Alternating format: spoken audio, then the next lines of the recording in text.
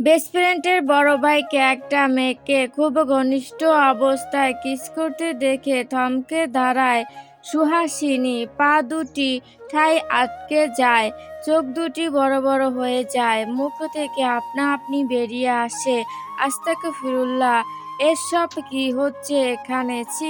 সুহাসিনীর কথায় দুজন ছিটকে দূরে সরে যায় এবং সুহাসিনীর দিকে তাকায় দুজনেই। আরমান শাহরিয়ার সামনে তাকাতে তার চোখে একরাশ মুগ্ধতা এসে ভর করে, যেন সে সামনে কোনো জীবন্ত পুতুল দেখতে পাচ্ছে। আরমান একদৃষ্টিতে তাকিয়ে থাকে সুহাসিনীর দিকে। আরমানের পাশে থাকা মেয়েটা সুহাসিনীকে রাগী স্বরে বলে ওঠে, এই মেয়ে, এখানে কি করছো তুমি? দেখতে পাচ্ছ না আমার বেবির সাথে আমি একান্ত সময় কাটাচ্ছি? সুহাসিনী আশেপাশে কিছু একটা খোঁজে, তারপর মেয়েটিকে উদ্দেশ্য করে বলে ওঠে, কিন্তু আপু, আমি তো কোনো বেবি দেখতে পাচ্ছি না। কোথায় আপনার বেবি? সুহাসিনীর কথায় মেয়েটা থমথ খেয়ে যায়, আর আরমান তো তাকিয়ে আছে এক দৃষ্টিতে। মেয়েটি এবার আরমানকে ন্যাকা স্বরে বলে উঠে, বেবি, তুমি কিছু একটা বলো ওকে। দেখো আমার সাথে তর্ক করছে কিভাবে। এবার আরমানের ধ্যান ভাঙে, সে সুহাসিনীকে উদ্দেশ্য করে বলে উঠে, এই মেয়ে, তুমি অনুমতি ছাড়া রুমে ঢুকছো কেন? সাহস তো তোমার কম না, আবার মুখে মুখে তর্ক করছো। কারো রুমে প্রবেশ করলে অনুমতি নিতে হয়, সেই ম্যানার্সটুকু নেই দেখছি তোমার। যাও এখান থেকে। অপমানে সুহাসিনীর চোখে পানি এসে যায়, কারণ এর আগে ওর সাথে এমন রুডলি ব্যবহার কেউ করেনি। তাই আরমানের ব্যবহারে আজ ভীষণ কষ্ট পেয়েছে সুহাসিনী। আর এক মুহূর্ত না দাঁড়িয়ে সেখান থেকে দৌড়ে চলে যায়। সুহাসিনী চলে যেতে মেয়েটা হেসে আরমানের গলা জড়িয়ে ধরে, গালে একটা চুমু দিয়ে ন্যাকা স্বরে বলে উঠে, I love you so much baby. কিন্তু আরমানের এদিকে কোনো খেয়াল নেই, সে সুহাসিনীর ভাবনায় মগ্ন। বারবার সুহাসিনীর ভেজা চোখ ঠোঁটে ভেসে উঠছে, বুকে কেমন নেকে চিনচিন ব্যথা হচ্ছে তার। আরমানের কোনো অভিব্যক্তি না পেয়ে মেয়েটি বলে উঠে, কি হলো বেবি, কিছু বলছো না কেন? আরমানের টনক নড়ে, সে নড়ে চড়ে বলে উঠে, I love you too baby.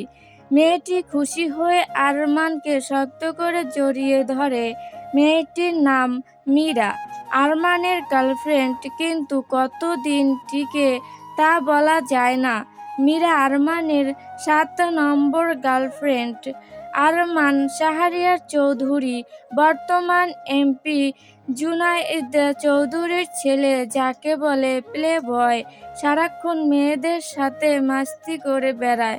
6 মাস পর পর গার্লফ্রেন্ড পাল্টানোই যেন তার কাজ। মা বাবার একমাত্র অবাধ্য ছেলে সে। কারো কথাই শোনে না, নিজের মতো চলতে পছন্দ করে।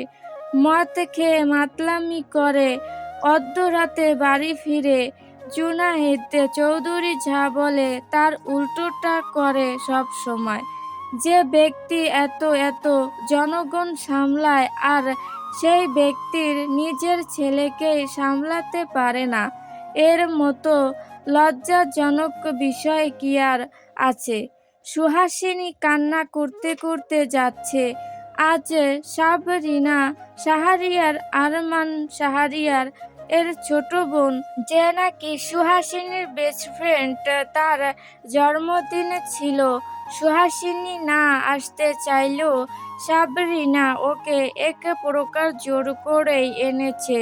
কিছুক্ষণ আগেই এসেছে। সুহাসিনী আজ শাড়ি পরে এসেছিল, কিন্তু কিছুটা অগোছালো হওয়ায় শাড়িটা ঠিক করতে উপরে এসেছিল সাবরিনাকে বলে।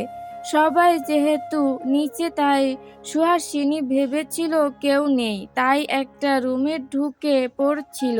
কিন্তু সামনের দৃশ্য দেখতে পাবে সে কোনক্ষণও ভাবেনি। সাবরিনার ফোনে সে আরমানকে দেখেছিল, তাই এখানে দেখেই সুহাসিনী চিনে ফেলেছে। সুহাসিনী দৌড়ে চৌধুরী বাড়ি থেকে বেরিয়ে যায়। এদিকে কেউ না থাকায় সুহাসিনীকে চলে যেতে কেউ দেখেনি। সুহাসিনী যাচ্ছে আর বলছে, সরি রে সাবরিন, তোকে না বলে চলে যাচ্ছি, কারণ যেখানে আমাকে অপমান করা হয় সেখানে আমার পক্ষে থাকা অসম্ভব। কারণ আমার আত্মসম্মান আগে, তারপর বন্ধুত্ব। আর কোনোদিন আমি এই চৌধুরী বাড়ি পা রাখবো না। এদিকে সাবরিনা অনেকক্ষণ যাবত সুহাসিনীকে না দেখে ওকে খুঁজছে, কোথাও না পেয়ে উপরে যাওয়ার জন্য হাঁটা ধরে। তখনই আরমান বলে উঠে, বনু, কোথায় যাচ্ছিস বনু? সাবরিনা বলে উঠে, আসলে ভাইয়া, আমার বেস্ট ফ্রেন্ড সুহাসিনী আসছিল, কিন্তু শাড়ি ঠিক করার কথা বলে উপরে গিয়েছিল, এখনো আসছে না, তাই ওকে আনতে যাচ্ছি। আরমান মনে পড়ে যায় উপরে মেয়েটার কথা, তাহলে ওই মেয়েটার নামই সুহাসিনী, সাবরিনার ফ্রেন্ড। কিন্তু মেয়েটা তো দৌড়ে এসে পড়েছিল, তাহলে কোথায় গেল? আরমান কিছু একটা ভেবে বলে উঠে, বনু, উপরে তো কাউকে দেখিনি, আই মিন কোনো মেয়েকে দেখিনি। সাবরিনা বলে, তাহলে কোথায় গেল? ও কি আমায় না বলে চলে গেল নাকি? আরমানের কিছুটা গিল্টি ফিল হয়। ওই সময় ওইভাবে না বললেও পারতো, মেয়েটা হয়তো কষ্ট পেয়েছে। কেমন জানি খারাপ লাগা কাজ করছে আরমানের। আরমান এর ভাবনার মাঝেই সেখানে মীরা আসে। মীরাকে দেখে সাবরিনা বিরক্ত লাগে। এই মেয়েটাকে একদম পছন্দ হয় না তার। কেমন গায়ে পড়া স্বভাবের, দেখলেই ওর রাগ উঠে যায়। কিন্তু ওর ভাই তো 1 নম্বর এর বজ্জাত আর ফাজিল। এসব মেয়েদের সাথে তার চলাফেরা করতে হয়। আর ওর বন্ধুরাও ওর মতোই বদ, তবে একজন আছে ওদের থেকে আলাদা। সাবরিনা ভেবে পায় না এতগুলো বদের মাঝে ওই একটা ভালো বন্ধু কোথা থেকে জুটলো। সাবরিনা আরমানের দিকে একবার তাকিয়ে সেখান থেকে চলে যায়। সুহাসিনীকে আসতে দেখে সুহাসিনীর মা আসমা বেগম বলে উঠেন, কিরে মা, অনুষ্ঠান শেষ হয়ে গেছে, এত তাড়াতাড়ি চলে আসলি যে, একটু আগেই না গেলি? সুহাসিনী মন খারাপ লুকিয়ে ঠোঁটের কোণে হাসি ঝুলিয়ে বলে ওঠে, তুমি তো জানো না আমার এত মানুষের মাঝে থাকতে অস্বস্তি হয়, তাই এসে পড়েছি। আসমা বেগমের বিশ্বাস হয় না তিনি বুঝতে পেরেছেন তার মেয়েকে কেউ কিছু বলেছে। মা তো তাই সন্তানের মুখ দেখেই বুঝে যায়, কিন্তু তিনি এই নিয়ে কিছু বলেননি। মাথায় হাত দিয়ে বলেন, ঠিক আছে মা, শাড়িটা পাল্টে নে, ভালো লাগবে। সুহাসিনী মুচকি হেসে চলে যায়। সুহাসিনীর বাবা আলমগীর একজন কৃষক। সুহাসিনী তার ছোট ভাই আর মা বাবা, এই নিয়ে তাদের ছোট পরিবার। ছোট ভাই আকশা 5ম শ্রেণীতে পড়ে আর সুহাসিনী এবার এসএসসি পরীক্ষা দিবে। তাদের এত টাকা পয়সা না থাকলেও তাদের একে অপরের প্রতি ভালোবাসার কোনো কমতি নেই। সুহাসিনী নিতাই এক ভদ্র মেয়ে, ব্যবহার খুব অমায়িক, দেখতেও মাশাআল্লাহ খুব সুন্দরী। সুহাসিনীর বাবা আলমগীর রহমান, তিনি একজন সৎ লোক। গরিব হলেও তার আত্মসম্মান অনেক প্রখর। তার ছেলে মেয়েদেরকে নিয়ে অনেক স্বপ্ন। তাদের লেখাপড়া করিয়ে মানুষের মতো মানুষ করতে চান, সমাজে মুখ উঁচিয়ে দাঁড়াতে চান। কেউ যেন বলতে না পারে টাকা পয়সার অভাবে তার ছেলে মেয়েরা পড়তে পারেনি। তাই তো দিনরাত অক্লান্ত পরিশ্রম করে যান শুধু ছেলে মেয়েদের ভালো ভবিষ্যতে উপহার দেওয়ার জন্য। সুহাসিনীর পরীক্ষার আর মাত্র 1 মাস বাকি। সুহাসিনী সুহাসিনী দিনরাত শুধু বইয়ে মুখ গুজে রাখে, কারণ তার ভালো রেজাল্ট করতে হবে, বাবা মায়ের স্বপ্ন পূরণ করতে হবে। ছেলেজনিত কোনো কিছুতে সে জড়ায়নি।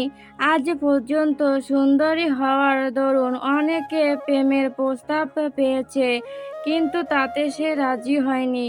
সাবরিনাদের বাড়ি থেকে এসেছে 2 দিন হয়েছে, এর মধ্যে সে স্কুলে যায়নি। সাবরিনা ফোন দিয়েছিল কিন্তু ধরেনি। সুহাসিনী আজ রেডি হচ্ছে, আজ স্কুলে যাবে। মায়ের কাছ থেকে বিদায় নিয়ে চলে যায় স্কুলের উদ্দেশ্যে। স্কুলের কাছাকাছি যেতে সুহাসিনীর চোখ যায় কৃষ্ণচূড়ার গাছের নিচে। সেখানে আরমান এবং তার সাঙ্গাপাঙ্গারা দাঁড়িয়ে আছে। আরমান কৃষ্ণচূড়ার গাছটায় হেলান দিয়ে স্টাইল নিয়ে দাঁড়িয়ে আছে। সুহাসিনী দেখেও না দেখার ভান করে চলে যেতে নেয়, কিন্তু আরমান পিছন থেকে ডেকে উঠে, সুহাসিনী। সুহাসিনী থমকে দাঁড়ায়, পা দুটো থির হয়ে যায়, পা দুটি কাঁপাকাঁপি শুরু হয়ে যায়। আবারও তাকে অপমান করবে নাকি? কিন্তু সে তো কোনো ঝামেলা চায় না। সুহাসিনী মনে মনে বলে ওঠে, কিন্তু লোকটা আমার নাম জানলো কিভাবে? সুহাসিনী আর না দাঁড়িয়ে চলে যেতে নেয়, কিন্তু হাতে টান পড়ায় পিছনে ফিরে তাকায়। গল্পটি ভালো লাগলে অবশ্যই লাইক ও সাবস্ক্রাইব করে পাশে থাকবেন প্রিয় বন্ধুরা।